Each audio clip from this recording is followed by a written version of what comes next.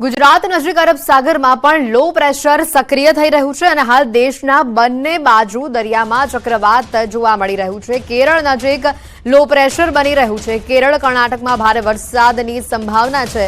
રેમલ વાવાઝોડાને લઈને મોટા સમાચાર આવી રહ્યા છે। 27મી મે ભારત બાંગ્લાદેશ બોર્ડર નજીક આ વાવાઝોડું ટકરાશે। 125ની ઝડપથી પવન ફૂંકાઈ શકે છે। ડિપ્રેશનમાં ફેરવાયું છે વેલમાર્ક લો પ્રેશર।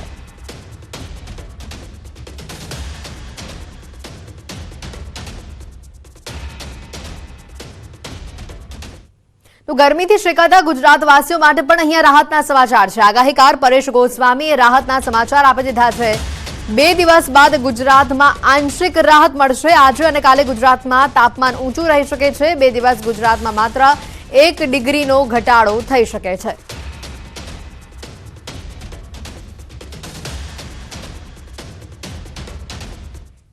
आ ऊंचा तापमान ની અંદર હવે જોવા જઈએ તો આવનારા 2 દિવસ પછી તાપમાનમાં રાહત મળે તેવી શક્યતાઓ છે। છતાં પણ હજી 24 અને 25 મે એમ 2 દિવસ સુધી રાજ્યની અંદર તાપમાન છે ઊંચું જોવા મળશે। 24 અને 25 મે જે ઊંચું તાપમાન જોવા મળવાનું છે એની અંદર જે છેલ્લા 2 અઠવાડિયાથી આપણે જે તાપમાન હતું એના કરતા 1 ડિગ્રીનો ઘટાડો થશે। એટલે 24 અને 25 મે દરમિયાન કોઈ મોટો ઘટાડો તાપમાનની અંદર જોવા નહીં મળે। પણ ચોક્કસથી એટલું કહી શકાય કે 2 અઠવાડિયાની સરખામણીએ 1 डिग्री तापमान ની અંદર 24 અને 25 મે દરમિયાન ઘટાડો નોંધાશે અને 26 તારીખથી તાપમાનની અંદર ઘણો બધો ઘટાડો નોંધાશે। 26 તારીખથી લઈને 30 મે 2024 નું જે આ રાઉન્ડ છે એ સમયગાળા દરમિયાન તાપમાનની અંદર 4 થી લઈને 5 ડિગ્રીનો ઘટાડો નોંધાય તેવી શક્યતાઓ છે।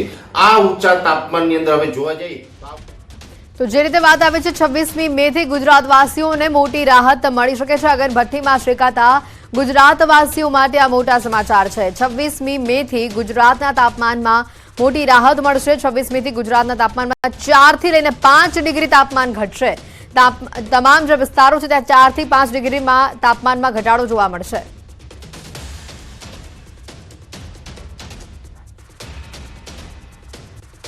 बधी राहत मळशे। 26 થી લઈને 30 તારીખ દરમિયાન જે છેલ્લા 2 અઠવાડિયાની અંદર જે તાપમાન હતું એ તાપમાનની અંદર 4 થી 5 ડિગ્રીનો ઘટાડો થાય આવા એક મોટા રાહતના સમાચાર ગણી શકાય। અને ખાસ કરી અને અલગ અલગ વિસ્તારોની અંદર જે તાપમાન હતું જે વિસ્તારની અંદર જે તાપમાન હશે તમામ વિસ્તારોની અંદર 4 થી 5 ડિગ્રીનો ઘટાડો છે એ આપણે 26 મે 2024 થી જોવા મળે તેવી શક્યતાઓ છે।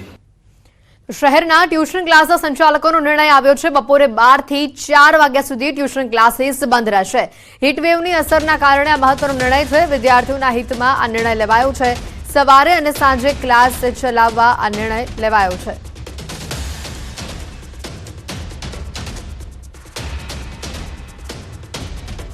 અમદાવાદના અને ખાસ કરીને ફેડરેશન ઓફ એકેડેમિક એસોસિએશનના ચેરમેન હેમાંગભાઈ રાવલ આપણી સાથે છે।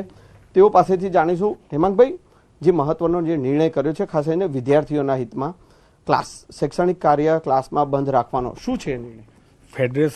Federation of academic association Gujarat એ સમગ્ર ગુજરાતના જેટલા પણ ઘટક સંઘો છે એટલે કે મહાનગર અમદાવાદ સુરત વડોદરા રાજકોટ જામનગર ભાવનગર અને દરેક તાલુકા એ તાલુકાના એસોસિએશનનું બનેલું એક ફેડરેશન છે। અને આ ફેડરેશનની કોર કમિટીએ નિર્ણય કરેલો છે કે સમગ્ર ગુજરાતની અંદર જ્યાં જ્યાં એજ્યુકેશન સેન્ટર છે ફેડરેશન સાથે સમગ્ર ગુજરાતમાં અત્યારે 20,000થી વધારે કોચિંગ ક્લાસીસ સંકળાયેલા છે અને એની અંદર ટોટલ સમગ્ર ગુજરાતમાં 10 લાખથી વધારે વિદ્યાર્થીઓ અત્યારે પોતાનું ભવિષ્ય સુનિશ્ચિત કરી રહ્યા હોય ત્યારે ફેડરેશનની અને કોચિંગ ક્લાસીસની પણ જવાબદારી છે કે જ્યારે આવા પ્રકારની કોઈ મોટી ઘટના બને અને ખાસ કરીને સમગ્ર ગુજરાતમાં અત્યારે જે પ્રમાણે ગરમીએ માઝા મૂકી છે અને ગરમીના કારણે જે પ્રમાણે હીટ સ્ટ્રોક આવી રહ્યા છે આવનારા 5 દિવસ સરકારશ્રીએ એ રેડ એલર્ટ અને ઓરેન્જ એલર્ટ અલગ અલગ જગ્યાએ જ્યારે જાહેર કર્યો હોય ત્યારે ફેડરેશન ઓફ એકેડેમિક એસોસિએશન ગુજરાતે વિદ્યાર્થીઓના હિતમાં અને સમાજલક્ષી નિર્ણય કર્યો છે કે અમારા જે કંઈ પણ સેન્ટરો અમારી સાથે સંકલિત છે તે બપોરે 12 વાગ્યાથી 4 વાગ્યા સુધી શૈક્ષણિક કાર્ય બંધ રાખશે અને વિદ્યાર્થીઓને જ્યારે પણ એ સમય સિવાયના સમયમાં પણ ભણાવવાનું થશે, જ્યારે તેમના ઇન્ફ્રાસ્ટ્રક્ચરની અંદર એર કન્ડિશન ઇન્ફ્રાસ્ટ્રક્ચર હોય તો એસી સંપૂર્ણ ચાલુ રાખવા માટે એમને આપણે વિનંતી કરેલી છે, અનુરોધ કરેલો છે. વિદ્યાર્થીઓ માટે લીંબુ પાણીની વ્યવસ્થા અને અન્ય પ્રકારની વ્યવસ્થા પણ કરેલી છે અને SOSની અંદર મેડિકલ કિટની પણ વ્યવસ્થા ફેડરેશન દ્વારા રાખવામાં આવેલી છે. કેમેરામેન નિલેશ સોસા સાથે સંજય ટાંક, ન્યૂઝ 18 ગુજરાતી, અમદાવાદ. સમાચારોમાં હાલ રોકાઈશું એક બ્રેક માટે.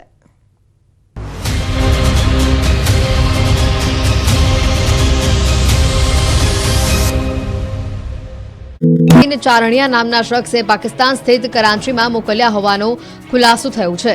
આરોપી જતીન ચારણિયા અવંતિકા પ્રિન્સ નામની પ્રોફાઇલથી સંપર્ક કરતો હતો, જેમાં એક મહિલા દ્વારા તેની સાથે વાતચીત કર્યા બાદ હની ટ્રેપમાં ફસાવાયો હતો. આરોપી અનેક વખત અતિગુપ્ત માહિતી તેમજ ફોટોગ્રાફ્સ આ ગ્રુપમાં શેર કર્યા છે, જેની સામે તેને રૂપિયા પણ લીધા હોવાનો ખુલાસો થયો. પાકિસ્તાન સાથે નાણાકીય વ્યવહાર થયાનો ખુલાસો થતા ATSC વિવિધ ટીમ દ્વારા તેના વોટ્સએપ ગ્રુપની બારીકાઈથી તપાસ કરવામાં આવી હતી, જે બાદ તેની ધરપકડ કરાઈ છે. માછીમાર કરતો શખ્સ જતીન પાકિસ્તાન ઇન્ટેલિજન્સના સંપર્કમાં છેલ્લા 4 મહિનાથી હતો. એક માહિતી આપવાના બદલામાં આરોપીને 6000 રૂપિયા આપવામાં આવતા. અરબિકાની માંગણી અનુસાર જતીન ચારણિયા તેને મેસેજ કરીને પોરબંદર ખાતે જેટી તથા શિપ અંગેની કેટલીક વિગતો મોકલી આપતો હતો. હિન્દુ નેતાને ધમકી આપવાના કેસમાં ઝડપાયેલા મૌલવીની સઘન તપાસમાં મોટા ખુલાસા થયા છે. મૌલવી સાથે સંપર્ક ધરાવતો બિકાનેરનો શખ્સ અશોક સુથાર ઉર્ફ અબુ બકર પાકિસ્તાનના સંપર્કમાં હોવાનો ખુલાસો થયો છે. રાજસ્થાનનો શખ્સ હની ટ્રેપની જાળમાં આવી ગયો હતો. પાકિસ્તાની યુવતીઓ સાથે સોશિયલ મીડિયાના માધ્યમથી સંપર્કમાં આવ્યો હતો. અશોક સુથાર પાકિસ્તાની મહિલાઓના સંપર્કમાં આવીને અશોક સુથારે ધર્મ પરિવર્તન કર્યું. અશોક ઉર્ફ અબુ બકરના ઘરે તપાસમાં મહત્વની હકીકતો સામે આવી, જેમાં કમ્પ્યુટર ક્લાસીસ ચલાવતો અશોક ઘણા માસથી પાકિસ્તાની યુવતીઓના સંપર્કમાં હતો. યુવતીઓ સાથે પહેલા નોકરી માટે અને બાદમાં ધર્મ બાબતે ચેટ કરતો. પાકિસ્તાની યુવતીઓએ તેનું બ્રેન વોશ કરી દીધું હતું. અશોક સુથારમાંથી અબુ બકર બન્યાની હકીકત સામે આવી. અશોક સુથારે દિલ્હીની મસ્જિદમાં ધર્મ પરિવર્તન કર્યું. પોલીસ આરોપીના રિમાન્ડ મેળવી વધુ પૂછપરછ હાથ ધરી રહી છે. રાજ્ય સરકારના તુવેરની દાળના ગોડાઉનમાં તુવેરની દાળના સેમ્પલ ફેલ થતા હાહાકાર મચી ગયો. તુવેર દાળમાં ભેળસેળ સામે આવતા સસ્તા અનાજની દુકાનમાં તુવેર દાળનું વિતરણ અટકાવી દેવામાં આવ્યું છે. રાજ્યભરના સસ્તા અનાજની દુકાન સંચાલકોના લાખો રૂપિયા ફસાઈ ગયા છે. સાથે ગરીબોની થાળીમાંથી તુવેર દાળ ગાયબ થઈ ગઈ છે. તંત્રના પાપે ગરીબોને બજારમાંથી મોંઘા ભાવે તુવેર દાળ ખરીદવી પડી રહી છે. ત્યારે રાજકોટમાં પણ સસ્તા અનાજની દુકાને તુવેર દાળ ન હોવાના બોર્ડ જોવા મળ્યા. તુવેર દાળ ન હોવાથી ગ્રાહકો સાથે તકરાર થતી હોવાનું દુકાન ચાલકે દાવો કર્યો. આણંદમાં પેટલાદ તાલુકાના પાળજ ગામમાં સસ્તા અનાજની દુકાનમાં ન્યૂઝ 18 ગુજરાતીએ રિયાલિટી ચેક કર્યું. પાળજ ગામના સ્થાનિકોના જણાવ્યા પ્રમાણે સરકારમાંથી જે તુવેરની દાળ આવે છે તેની ગુણવત્તા નબળી હોય છે. નિયમિત તુવેરની દાળનો જથ્થો મળતો નથી. પૂરા પૈસા ભરવા